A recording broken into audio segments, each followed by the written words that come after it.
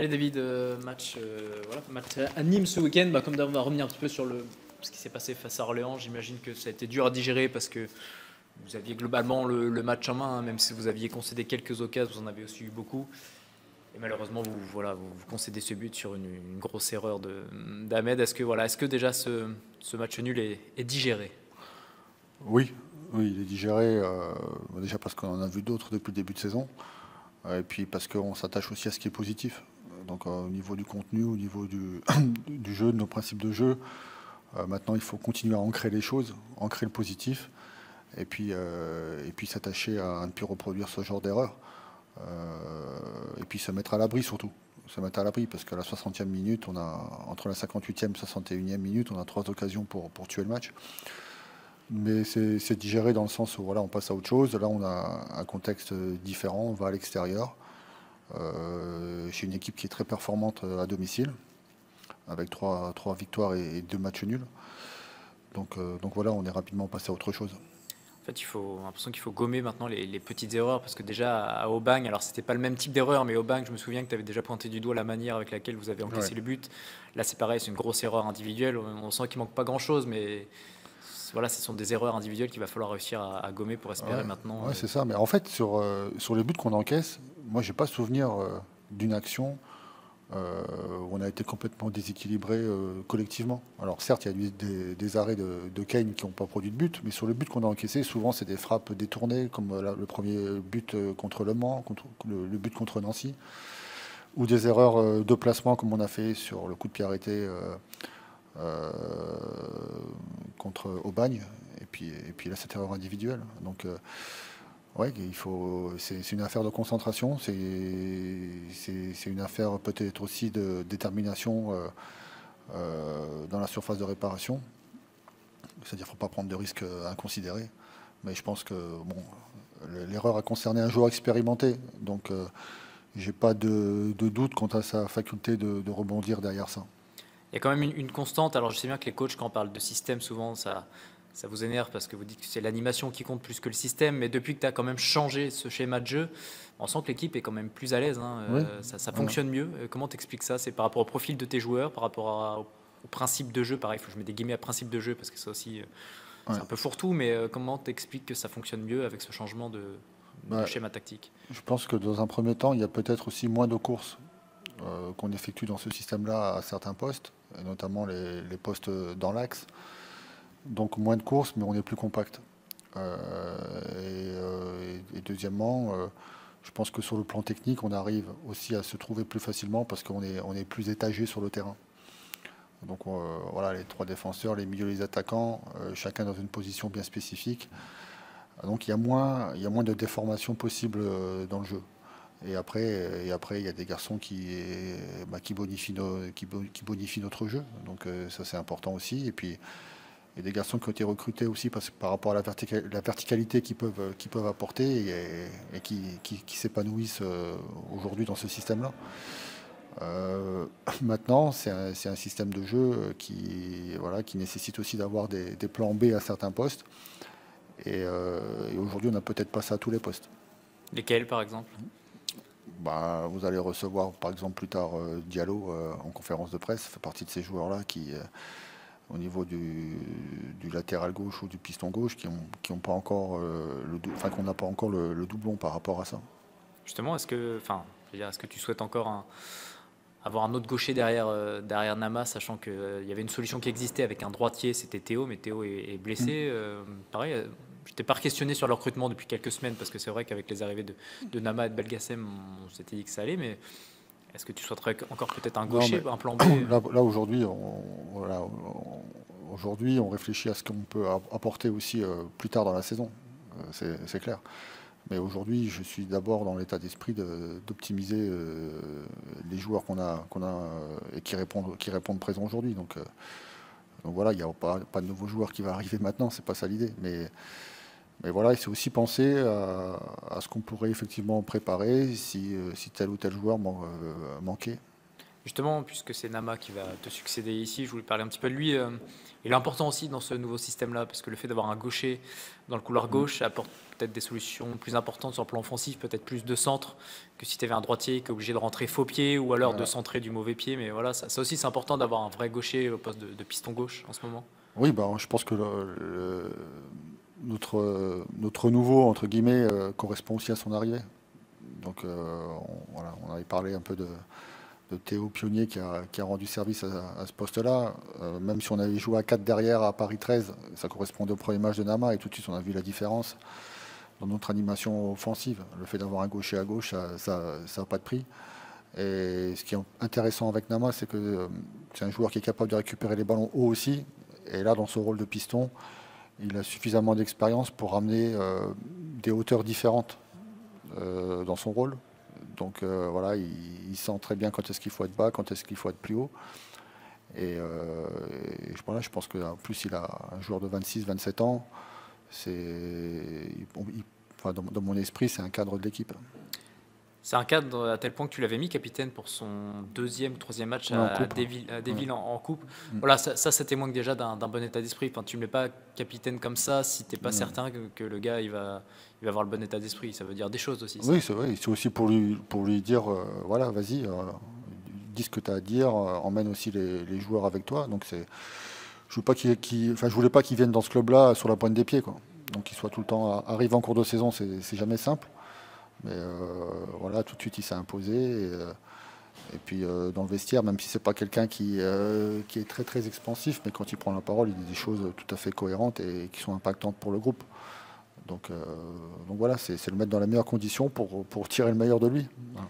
Justement, je suis allé relire un petit peu tout ce qu'il a pu déclarer par le passé quand il était à Nîmes ou même avant. Et il avait expliqué à un moment qu'il avait très mal vécu ce qui s'était passé au Stade Rennais parce qu'en fait, il faisait partie de l'équipe réserve et il avait joué un match en Coupe de la Ligue, c'était le fameux 7-0 à Monaco, ce qui n'avait pas été un cadeau pour tous les joueurs de la réserve. Toi, tu as cette expérience-là d'avoir des joueurs de réserve qui ont peut-être été à la limite de l'équipe première et qui n'ont pas réussi à percer. C'est compliqué de se faire une place comme ça quand tu es joueur de la réserve à la limite de l'équipe première et que tu as envie d'y aller. Enfin, T'as vécu ça, toi, des joueurs peut-être parfois qui étaient à la limite et qui mentalement, peut-être à un moment, ont craqué ou ont De vécu. toute façon, le centre de formation, c'est d'abord le mental. C'est d'abord le mental. Et quand vous obtenez un contrat pro et que vous commencez à faire vos premiers pas dans le groupe pro au quotidien, c'est là que ça devient encore plus compliqué. Il y a la première étape de passer pro et la deuxième, ensuite, c'est de s'imposer chez les pros.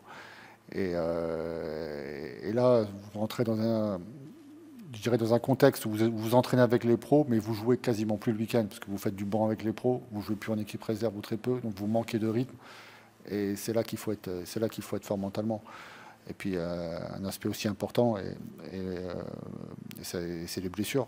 C'est les blessures qui sont très, très importantes dans un parcours pour un joueur en formation, c'est éviter les blessures. Donc il y a des choses que vous maîtrisez, d'autres que vous ne maîtrisez pas. Mais voilà, ce sont des garçons aujourd'hui qui ont quand même un bagage, et notamment par rapport à Nama, qui a un bagage technique voilà, qui est complètement complet, tactique aussi. Donc voilà, c'est des joueurs qui impriment plus vite que les autres et qui font que l'équipe avance. Puis il y a la question du timing. Enfin, l'exemple de Nama, c'est le parfait exemple. Là, il a jamais sa chance. Il est lancé lors d'un 7-0 à Monaco où le coach leur dit c'est aujourd'hui qu'il faut vous montrer, les gars. Sauf qu'à 7-0, forcément, c'est pas un cadeau. Ouais. Ça doit être facile aussi de savoir à quel moment lancer peut-être un jeune en qui on croit, qui a du potentiel. Faut aussi penser au timing, ne pas lancer trop tôt un joueur, mais peut-être aussi à un moment lui donner sa chance. Enfin, j'imagine que c'est pas facile de savoir quel est le bon moment pour lancer un joueur qui a du potentiel. Bah, souvent, ça dépend pas forcément du coach ou du club. Hein. C'est les opportunités qui font que vous êtes lancé sur un match. Après, ce qu'il faut retenir d'une formation, moi, je prends le cas par exemple des joueurs qui nous ont rejoints comme Adekalom ou Van Den Bosch que j'ai connus à Auxerre, qui n'ont pas eu leur premier contrat pro à Auxerre et qui aujourd'hui jouent à un niveau plus élevé que des garçons qui sont restés à Auxerre et qui ont eu leur premier contrat pro et qui aujourd'hui jouent en équipe réserve encore. Donc voilà, c'est pas parce que vous décrochez pas quelque chose que c'est un échec. Et les parcours le montrent. Donc après, c'est qu'est-ce qu'on fait avec ce qu'on a, qu'est-ce qu'on fait avec ce que la nature nous a donné. Est-ce que c'est tirer le meilleur? Mais c'est clair que, les premiers matchs pour un joueur dans sa carrière professionnelle, ils sont hyper importants. Allez, on va revenir rapidement pour terminer sur QRM et ce match à Nîmes. Qu'est-ce que tu attends concrètement? C'est voilà, pareil, de persévérer dans ce que vous montrez positivement Ouais. en ce moment et en gommant les erreurs individuelles. Ouais, c'est ça. Bah, déjà, la première chose, c'est de se dire que c'est pas parce qu'on va venir sur le terrain qu'on va reproduire automatiquement ce qu'on a fait le match précédent. Donc même si on a fait des bonnes choses. Donc voilà, il faut savoir remettre les ingrédients en place et il faut savoir aussi se remettre en question et en tout cas afficher le même état d'esprit qu'on a montré sur les 2 derniers matchs à l'extérieur. Parce que voilà, on a pris 4 points à l'extérieur, mais c'était lors de nos deux dernières sorties. Donc on a une mini-série à l'extérieur qu'il faut continuer. Et puis aujourd'hui, c'est pareil, on est dans une période où il faut qu'on prenne des points. Donc voilà, l'idée c'est qu'on va à Nîmes pour prendre des points et c'est ce qu'on se dit à chaque match. Petit point affectif, tu enregistres le retour de Najib de suspension ou Non, il a pris plusieurs matchs. Non, il a pris 4 matchs. Il a pris 4 match. Ok, donc pas de Najib. Tony, c'est toujours un peu juste pour.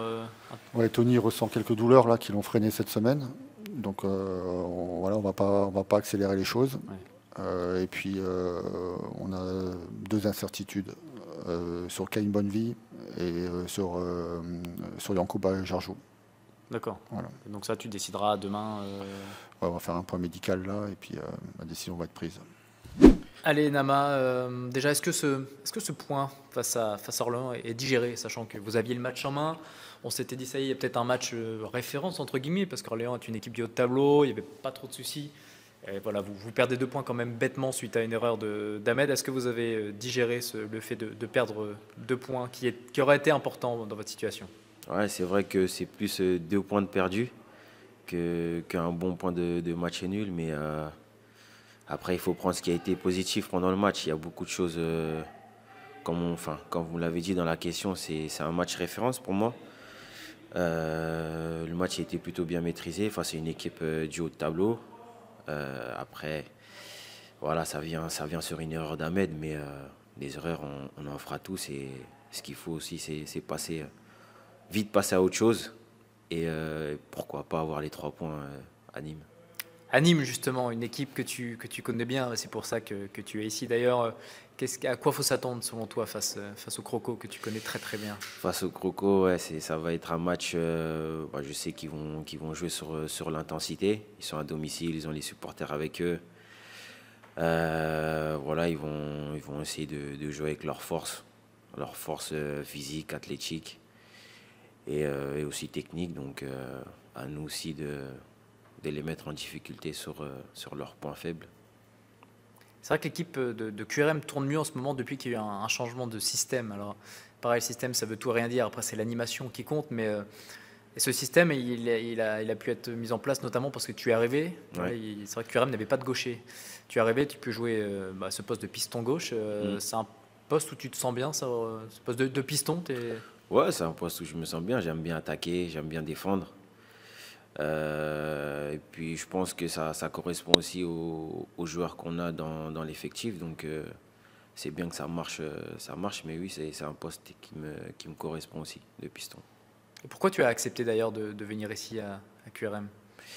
Bah, moi, j'arrivais à un moment où à Nîmes, je me sentais plus trop à ma place, sachant que j'étais un cadre de l'équipe. J'avais, de mon point de vue, moins de temps de jeu. Je jouais plus beaucoup. Et j'avais discuté avec le directeur sportif de pouvoir trouver une solution pour partir. Parce qu'il y avait l'intérêt de QRM et qui me convenait beaucoup parce que c'est un club qui descend de Ligue 2 avec quand même un bon projet. Et puis je me rapproche aussi de ma famille, donc c'était le projet parfait pour moi. Parce qu'elle est où ta famille? C'est quoi, sur la région parisienne? Si tu es en région parisienne, Ouais. à Sarcelles.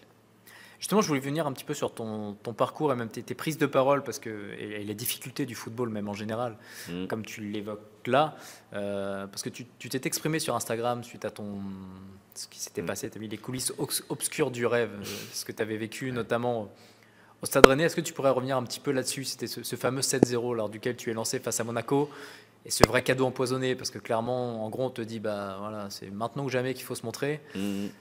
Sauf que l'équipe était remaniée, en face il y avait du beau monde, hein, il y avait Mbappé et compagnie. Et ça. voilà, c'est un peu la cruauté du football. Toi, tu l'as vécu ça. C'est ça. Bah, comme on dit, une carrière, elle se joue à peu de choses. Et je ne veux pas dire que ma carrière, elle s'est jouée à un match, mais bon, il y a beaucoup de choses qui sont arrivées derrière, je pense, qui sont dues à ce match-là.